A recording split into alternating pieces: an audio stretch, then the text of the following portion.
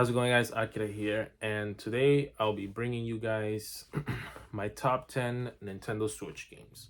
So, it's already been about 8 years since the Switch came out. We've already had its whole lifespan. We've had an announcement of the successor, and you know, it's expected to come out sometime this year. So, I was like, better time than ever to look back, and look at the Nintendo Switch library and see out of the entire library, what are my top 10 favorite games. Obviously, I have not played every Switch game, um, but I have played most of the major ones. Obviously, the big, first party release like Breath of the Wild, Mario Odyssey, Mario Kart, Xenoblade Chronicles, Fire Emblem Three Houses, the Kirby games, Smash, etc., etc., so on and so forth. I've played all those big ones, Animal Crossing, you name them all the big first party ones. And I've also played some of what you would call them double A games and some indie games and just smaller games. Whether they're first party, like Astro Chain is like a lesser known game, or third party stuff like Euphoria the Saga 2, or um a lot of stuff from Sega and Atlas like Shin Megami Tensei and Super Monkey Ball and Sonic. I've played tons and tons of that. My favorite genre of on the Switch is probably most likely definitely JRPGs. Since one thing I like is that since you can put it in sleep mode, right? You can pick up whenever you want and just continue the story on the JRPG, since those games tend to be very long. It's one of my favorite features. Looking back in the PS Vita, I would play a lot of JRPGs on the PS Vita just for that same reason. So I like how the Switch was able to just continue that. I mentioned this before, but Persona 4 Golden was always my favorite version of playing Persona 4 Golden on the PS Vita. Um, and for that reason alone, I could be in the middle of a fight, in the middle of a dungeon, I have to do something, just put the PS Vita to sleep. Same exact thing with the Switch, when it comes to these JRPGs. And yeah, and hopefully we see more of that on the Switch too, which I'm sure we will. But yeah, enough rambling. Before we get started with the top 10, please let me know what are your top 10 favorite games, and some recommendations you guys would like to comment down below, anything I should play. And yeah, if it's gonna be a shocking list, a lot of those first party games that you see in every top 10 are not gonna be there. Um, and yeah, here we go. Number 10, we have Captain Toad Treasure Tracker. If you guys don't know, this is originally a Wii U game that afterwards it was later ported to the 3DS and the Switch at the same time. Funny enough, I believe in 2017, if I'm not mistaken. And yeah, if you guys remember the Captain Toad levels in Super Mario 3D World, where they're like these puzzle, what do you say, puzzle platformers? I think that's how you describe it. You find the smartest way, the smartest route. You move the camera around the puzzle and you walk and you try to see if, the best way to reach to the finish line. And along the way, you collect the 5 stars or 3 stars, I believe. I forget. It's been a while since I played this game, but I just remember I was like, this game is just amazing. Played it on the Wii U, came out on the 3DS, got it on the 3DS, came out on the Switch, got it again on the Switch. It's so much fun. This is one of those games where it's just had a huge impression on me that it would just last a lifetime. And just because how adorable and just how relaxing and cute the game was, and still is to this day. And I'm sure if I were to pop this game back up on the Switch again, I would have a blast replaying it all over again. And it's also it doesn't go for that much nowadays, so I pick it up. I highly recommend it. Captain Toad Treasure Tracker. At number 9, we have Dead or Alive Extreme 3. Now, this game didn't come out on the US, but it came out everywhere else on like Asia and Japan and Hong Kong and those places. This is the English Asian version, so I can play it in English. And what this game basically is if you guys know the Dead or Alive franchise, one of the things, the high appeal things are like, the female characters, what they would call the waifus, and they just made a beach volleyball game out of it, and you go to this resort island vacation. It's a very relaxing game.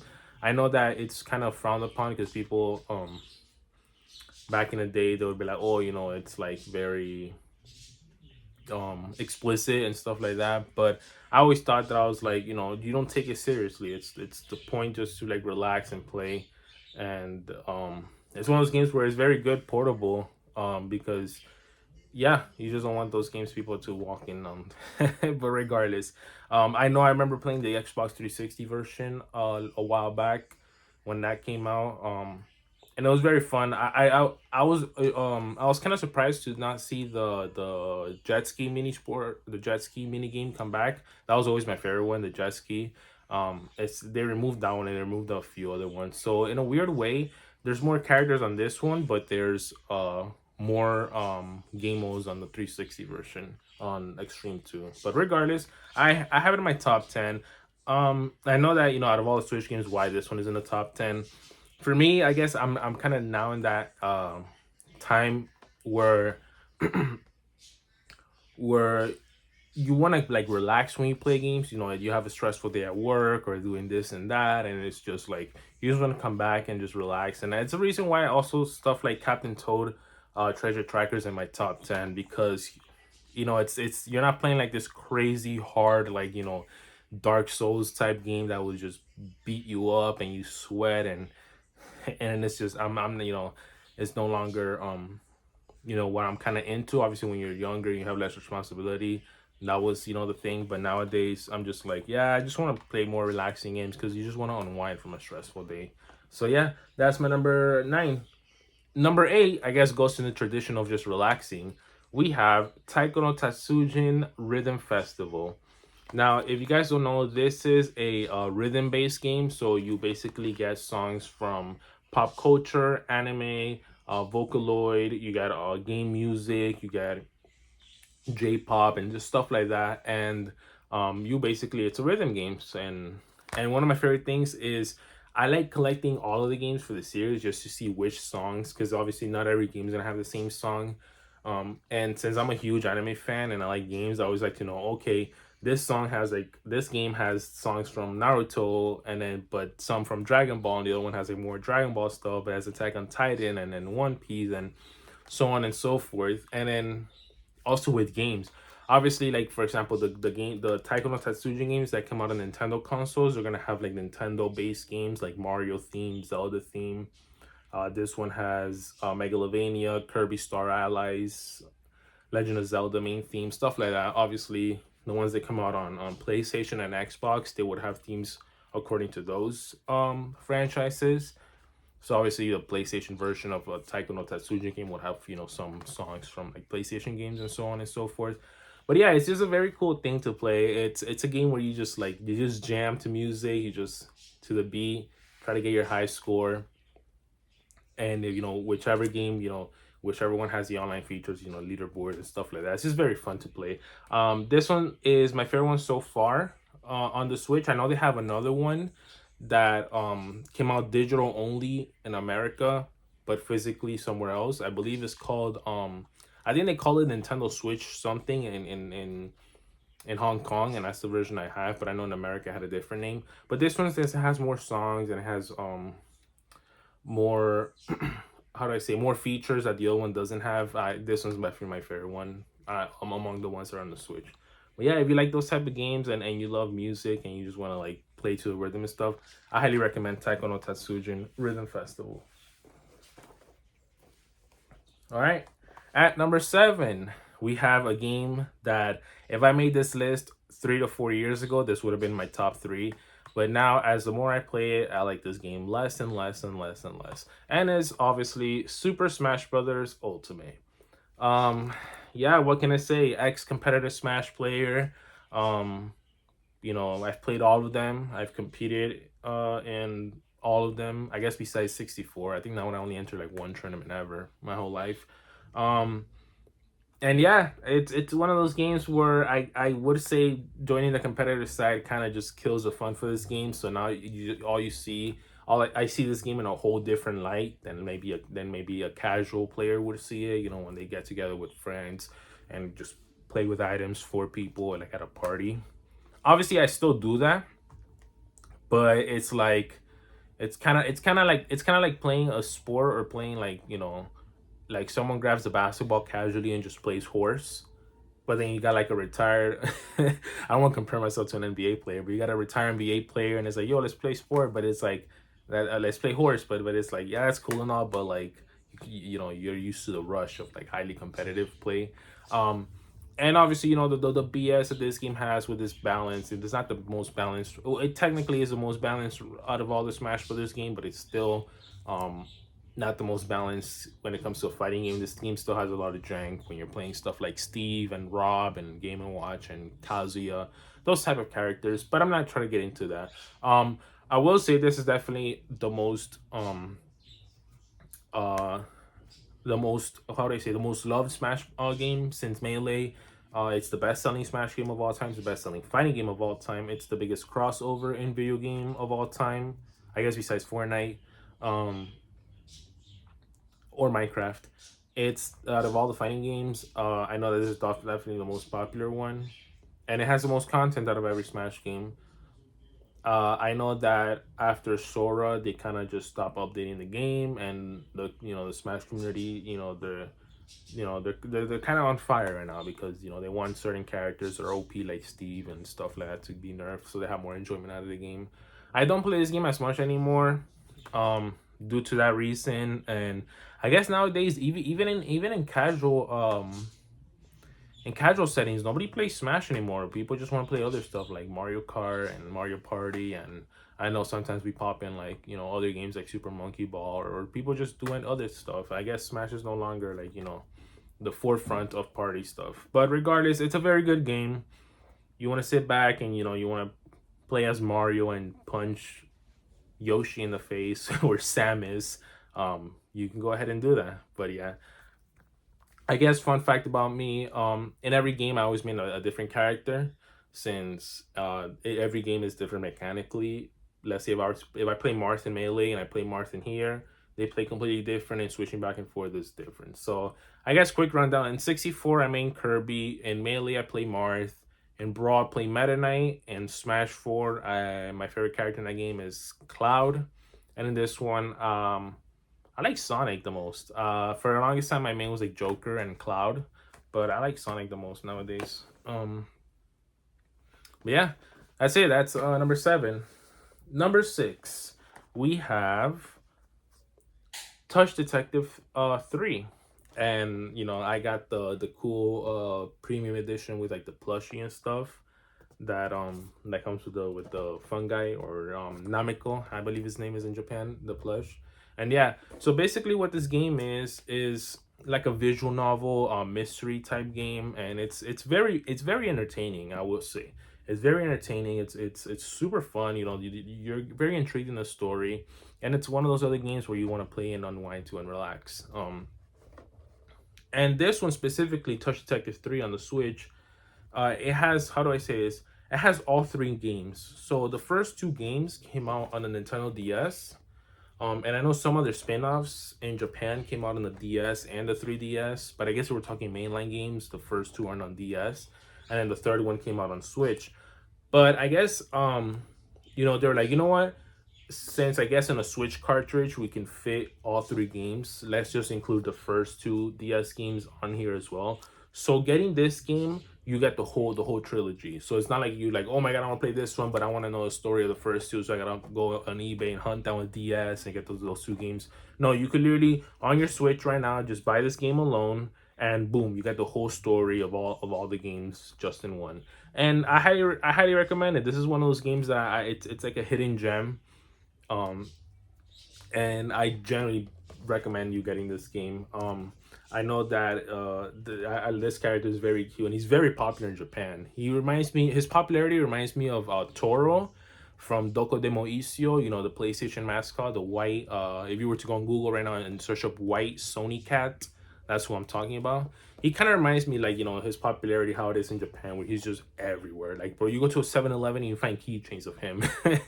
It's super cool. And here in America, he's less known. But regardless, yeah, that's Touch Detective 3. I highly recommend if you're really into these visual novel mystery games, and if you're stuff into like Danganronpa and Professor Layton, and what's the other one? Uh Phoenix Wright.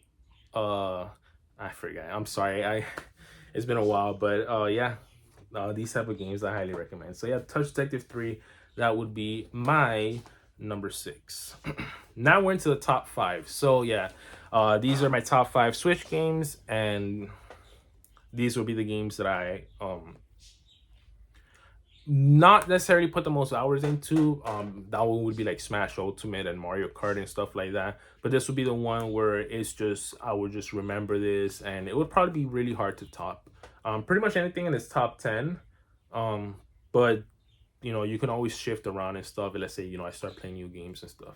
But yeah, at number 5 we have Stray, a game I like so much that I have it on Steam, so I can play on my Steam Deck. I have it on PlayStation 5, and I have it on Xbox One X/Series X, because Xbox games, you just get one disc for both platforms.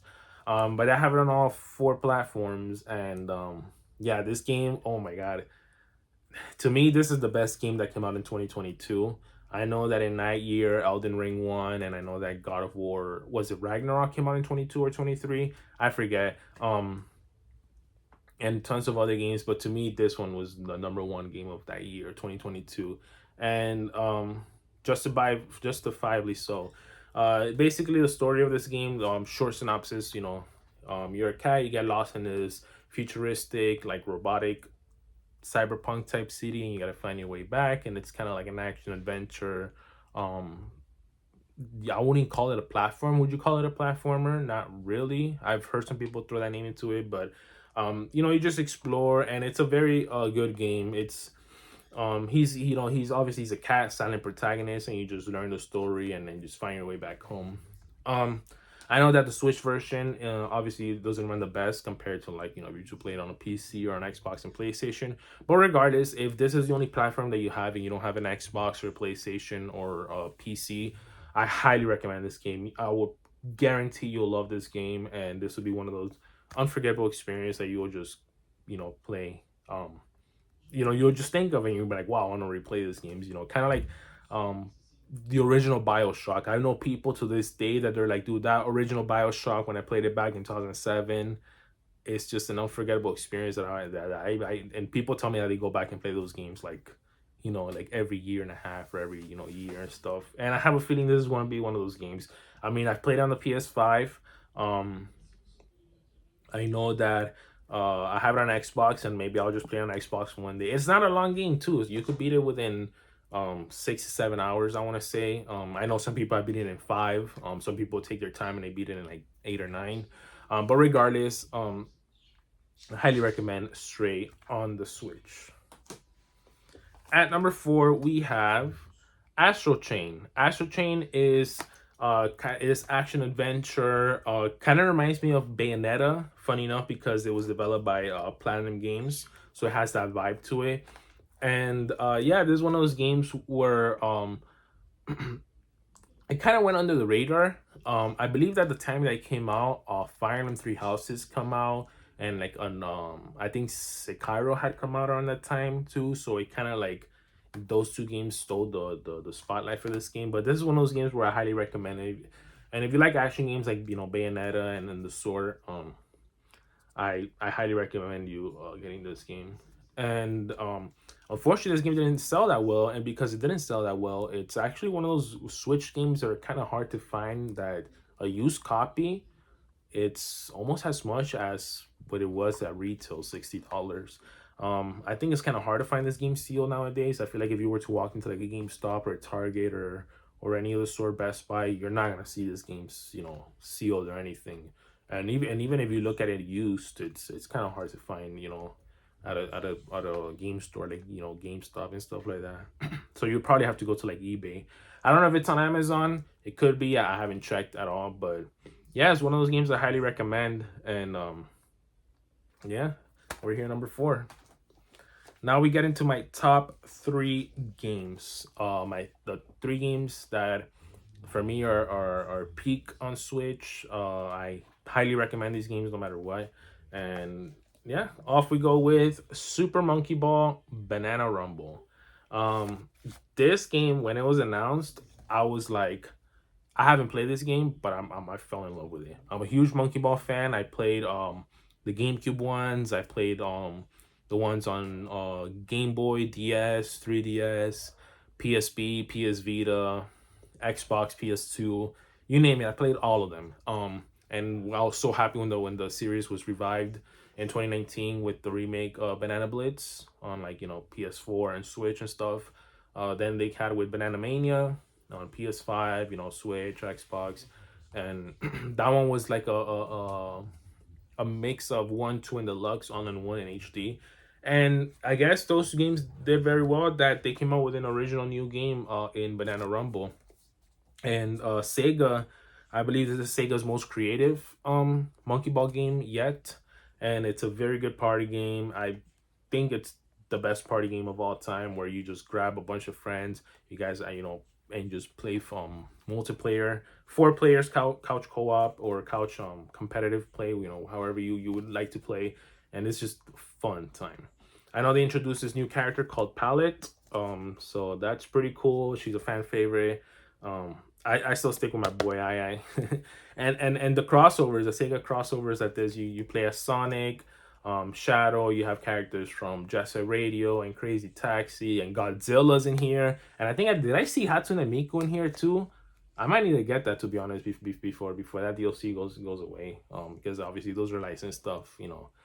But yeah, I highly recommend this game. If you love fun, crazy, chaotic party games that you can just have fun with, either with friends or alone, I highly recommend you get this game. All right, top two for the longest time. I could never I could never decide which one was actually my favorite between these two, until one day I literally had to look, and I'm like, okay, this one for like these, like half a point difference. But yeah, number 2 here we have Fire Emblem Three Houses. Dude, when this game came out, I was so hyped. I played this game. At that time, I thought that not Fate, Awakening was still gonna be my favorite Fire Emblem game, because I'm like, Fate was good. The remake of Gaiden was good, which I think it was called Shadows Echo Valencia. That one was good. I know they had um some of the other ones on GameCube and Wii, before the rebirth of the full Fire Emblem franchise, and they had like that spin-off game Warriors and stuff, and I was like, yeah, I think they peaked in Fire Emblem Awakening, and no, I think this is peak Fire Emblem right here. You got Byleth, the protagonist, and you just go on into this crazy long game. I don't want to spoil the story for you. I'm trying to avoid saying story elements, but yeah, if you guys don't know, Fire Emblem is like this tactical RPG game, like a grid based game. If you ever play Final Fantasy Tactics, it's kind of like that. And yeah, this is not only the only Fire Emblem game that came out on Switch. They came out with Fire Emblem Engage. They came out with Fire Emblem Warriors. So it's kind of like Hyrule Warriors, like Dynasty Warriors. And I know they came out with a re-release of the OG Fire Emblem game on Famicom, but that one you can't access it on the eShop anymore, unfortunately. Um, so yeah, tons of Fire Emblem content on the Switch, but I think the Three Houses is the best, so I recommend this one. And then this helps you get into the franchise. You get to play Engage on Switch, and you can go back and play the 3DS ones and stuff. But yeah, highly recommend it, number 2. And number 1, my favorite Nintendo Switch game of all time is Xenoblade Chronicles 2. Again, another huge RPG game, open world with a beautiful story. Not to get into spoilers here, but yeah, I know they had the Xenoblade Chronicles 2, the Torna standalone like DLC stuff with that one. The which adds more lore to the story. I know there's Xenoblade Chronicles 1, the definitive edition that came out after this from the Wii and the 3DS, and then Xenoblade Chronicles 3 was the most recent game. But this one is my favorite one because at the time when this one came out, it just stuck with me. I'm a huge fan of the first one. I like the third one, but I guess I don't know. I guess it just came out at the right time where this one just had the most impact to me. And fun fact, this is the reason why I got a Nintendo Switch. I usually never get consoles at launch or within the same year they come out. Um, but I was like, I had to get a Switch. Regardless, I still ended up getting a Switch like a year and a half after it came out. I got it sometime in 2018. Um, but this is the reason why I got a Switch earlier than I would have, to be honest. Because I'm like, I need to play this game. The sole reason why I got a Switch. And yeah, this game came out and it sold huge. I know at the time people were hungry for more Xenoblade. It's one of those franchises that it was beloved, and then people asked for a sequel, and it comes out like 7 years later. And then yeah, hopefully Nintendo continues with this franchise with this game. Um, and yeah, hopefully to Xenoblade Chronicles X, which is uh the remaster of the Wii U game, because I know that one didn't sell well, because obviously anything Wii U doesn't sell well. I'm excited for that one too. But yeah, regardless, I highly recommend Xenoblade Chronicles 2. I would recommend you starting with the first one, obviously Xenoblade Chronicles Definitive Edition on Switch, and then you can play 2, 3, and an X, because X is like its own separate thing. Um so regardless, you get to if you want to get into the franchise, all the games are on Switch, so you don't have to go out on eBay and hunt for like an older console. It's nothing like that. Just get them all on your Switch, and you'll have a blast with this game. But yeah, there we go, guys. My top 10 Switch games of all time. Quick rundown: we got Captain Toad, Treasure Tracker, Dead or Alive Extreme 3, Taiko no Tatsujin, Rhythm Festival, Smash Brothers Ultimate, Touch Detective 3, Stray, Astro Chain, Super Monkey Ball, Banana Rumble, Fireman Three Houses, and Xenoblade Chronicles 2. But yeah, with that being said, thank you guys for watching. This has been a ride for the Nintendo Switch. Hopefully, we got more to come on the Switch too. More amazing games. And I'm still gonna continue playing my Switch One and the games. Obviously, more games to get to explore. I know I didn't include stuff like Mario Odyssey and Zelda Breath of the Wild and Animal Crossing. Those games were excellent, but for me, they're not peak of those franchise. For me, peak Mario is Galaxy, and it's my favorite Mario game. Animal Crossing, I prefer the GameCube one and the Wii and the 3DS one. And Zelda, I've mentioned so many times, I don't like Zelda Breath of the Wild. I don't like the new direction Zelda's going. I prefer old school Zelda formula like Wind Waker, Ocarina of Time, Twilight Princess, A Link to the Past. That type of formula with the dungeon crawling and stuff like that. That is my Zelda, and for me, peak Zelda was Ocarina of Time.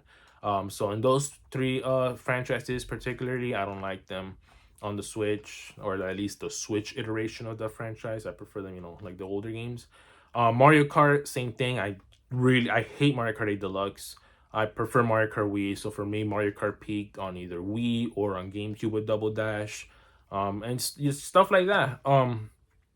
That's just my opinion. Hopefully, Metroid Prime 4 is a franchise that doesn't fall in that category, and I think um, Metroid Prime 4 on Switch is peak. But we'll see when that game comes out. But yeah, thank you guys for watching. Please comment, like, and subscribe, and let me know. Do you disagree with me? Do you be like, nah, bro, you're an idiot. Breath of the Wild is the best thing of all time since sliced bread.